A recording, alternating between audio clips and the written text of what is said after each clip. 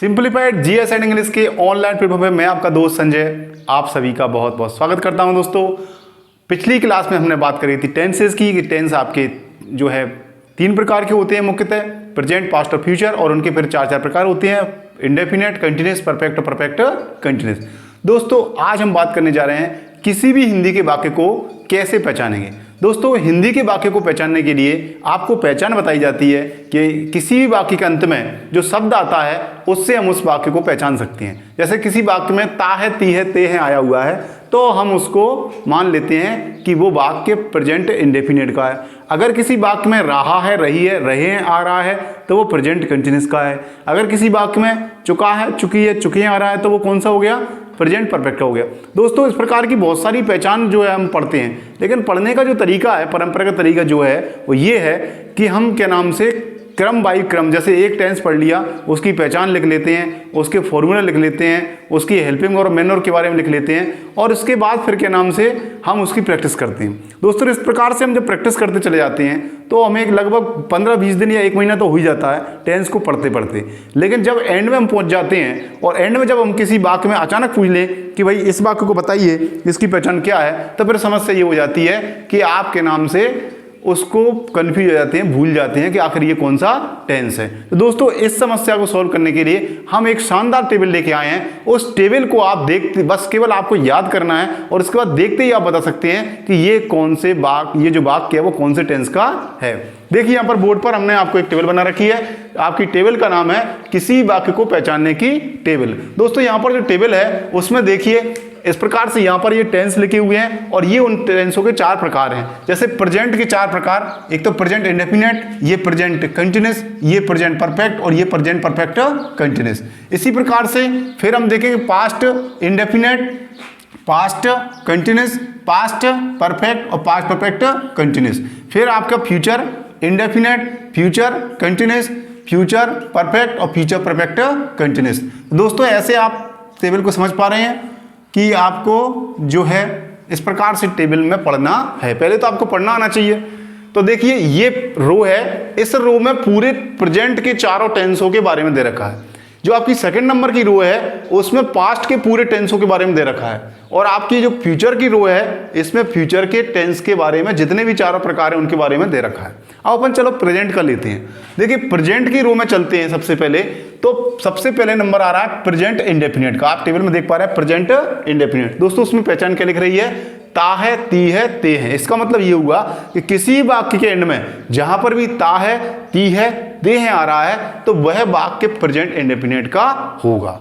फिर इसी प्रकार से अगर किसी वाक्य के अंत में रहा है, रही है, रहे आ रहा है तो वो वाक्य कौन सा हो जाएगा? देखिए, टेबल क्या कह रही है? Present continuous. इसी प्रकार से दोस्तों, किसी वाक्य में चुका है, चुकी है, चुके हैं आया हुआ है तो टेबल क्या कहती है? प्रेजेंट परफेक्ट में, यानी वो वाक्य किसका होगा? प्रेजेंट परफेक्ट होगा। अगर मान लीजिए किसी वाक्य के अंत में समय से रहा है, समय से रही है, समय से रहे आ रहा है तो वो वाक्य हो जाएगा आपका प्रेजेंट परफेक्ट कंटिन्यूस का। अब थोड़ा सा यहाँ पर देखिए कंफ्यूजन हो सकती है, यहाँ पर भी रहा है, रही है, रहे आ रहा है और यहाँ पर भी रहा है, रही है, आ रहा है। तो दोनों में पर अंतर क्या है? हम कैसे पता लगा पाएंगे कि साहब ये प्रेजेंट कंटिन्यूस का है कि ये प्रेजेंट परफेक्ट कंटिन्यूस का है? तो देखिए, इसमें बड़ी इंपॉर्टेंट चीज दे रखी है, वो है आपकी समय। ध्यान दीजिए, समय से रहा है, समय से रही है और समय से रहे हैं। यानी रहा है, रही है, रहे हैं तो दोनों में आता है, लेकिन उसमें टाइम और जुड़ जाता है। जैसे वह 2 घंटे से पढ़ रहा है तो उसमें 2 घंटे टाइम भी दे रखा है, इसलिए ये आपका परफेक्ट कंटिन्यूस का हो जाएगा। इसी प्रकार से दोस्तों, आगे अपन पास्ट की टेबल में रो में चलते हैं। तो पास्ट की रो में आ रहा है पास्ट इंडेफिनिट। दोस्तों, पास्ट इंडेफिनिट की पहचान क्या है? यदि किसी वाक्य के अंत में ता था, ती थी, ते थे या फिर आइए की मात्राएं आ रही हैं तो वो आपका टेंस कहलाएगा पास्ट इंडेफिनिट। इसी प्रकार से यदि किसी वाक्य के एंड में रहा था, रही थी, रहे थे आ रहा है तो वो कौन सा हो जाएगा? Past continuous. अब आगे रो में चलते हैं। देखो, आगे रो में क्या आ रहा है? देखिए आप, ये आ रहा है पास्ट परफेक्ट। तो पास्ट परफेक्ट की पहचान क्या लिख रही है? चुका था, चुकी थी और चुके थे। इसी प्रकार से दोस्तों रो में आगे बढ़ते हैं तो यहां पर देखो कौन सा टेंस आ रहा है? यहां पर आ रहा है आपका पास्ट परफेक्ट कंटिन्यूस। तो पास्ट परफेक्ट कंटिन्यूस में क्या आता है बेटा? समय से रहा था, समय से रही थी और समय से रहे थे। इसी प्रकार से देखो अब फ्यूचर टेंस, तो फ्यूचर टेंस में देखिए सबसे पहले क्या आ रहा है, फ्यूचर इंडेफिनिट। इसकी पहचान क्या बता रही है टेबल, इसकी पहचान बता रही है कि यदि किसी वाक्य के अंत में गा गी गे आया हुआ है तो वो वाक्य किसका हो जाएगा, फ्यूचर इंडेफिनिट का हो जाएगा। अगर किसी वाक्य में एंड में रहा होगा, रही होगी, रहे होंगे आ रहा है तो वो कौन सा टेंस हो जाएगा, वो आपका हो जाएगा फ्यूचर कंटिन्यूस का। अगर किसी वाक्य के अंत में चुका होगा, चुकी होगी, चुके होंगे आ रहा है तो वो आपका कौन सा टेंस हो जाएगा, फ्यूचर परफेक्ट का। और इसी प्रकार से आगे बढ़ते हुए अगर हम लास्ट में जाते हैं, अगर किसी वाक्य में समय से रहा होगा, समय से रही होगी, समय से रहे होंगे वाक्य के एंड में आ रहे हैं तो वो कौन सा टेंस हो जाएगा, वो हो जाएगा आपका फ्यूचर परफेक्ट कंटिन्यूस का। दोस्तों आप टेबल को ध्यान से देख लीजिए, तो कुछ नहीं करना है, आपको रो में चलना है। ये प्रेजेंट के चारों टेंसों के बारे में बता रहा है, ये प्रेजेंट इंडेफिनिट की पहचान है, ये प्रेजेंट कंटिन्यूस की पहचान है, ये प्रेजेंट परफेक्ट की पहचान है और ये प्रेजेंट परफेक्ट कंटिन्यूस की पहचान है। इसी प्रकार से पास्ट की रो में चलते हैं, तो ये पास्ट इंडेफिनिट की पहचान है, ये पास्ट कंटिन्यूस की पहचान है, ये पास्ट परफेक्ट की पहचान है और ये पास्ट परफेक्ट कंटिन्यूस की पहचान है।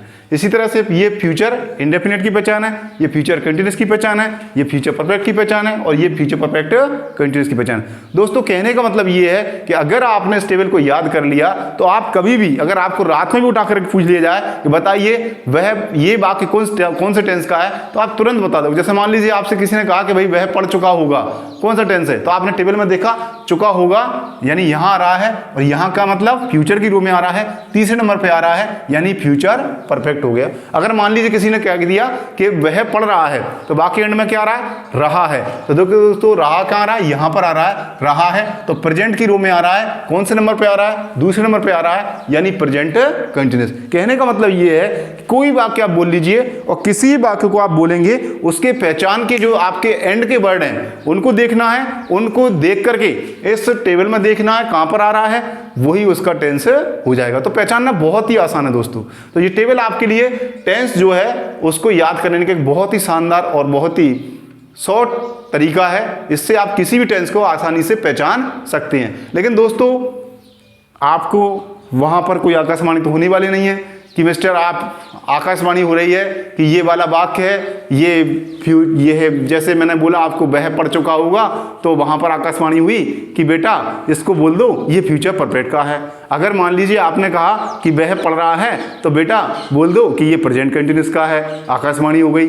अगर इसी प्रकार से वह पढ़ता है, मैंने आकाशवाणी हुई, बेटा इसको प्रेजेंट डेफिनेट बोल दो। क्या आकाशवाणी ऐसी होगी, क्या नहीं होगी ना, तो आकाशवाणी नहीं होगी। आपके मन की और दिमाग की वाणी होनी चाहिए और मन और दिमाग की वाणी जब होगी जब आप इस टेबल को याद कर लोगे। जब इस टेबल को याद कर लोगे तो डेफिनेटली आकाशवाणी होगी और आप तुरंत बता दोगे बेटा कि ये वाला टेंस है।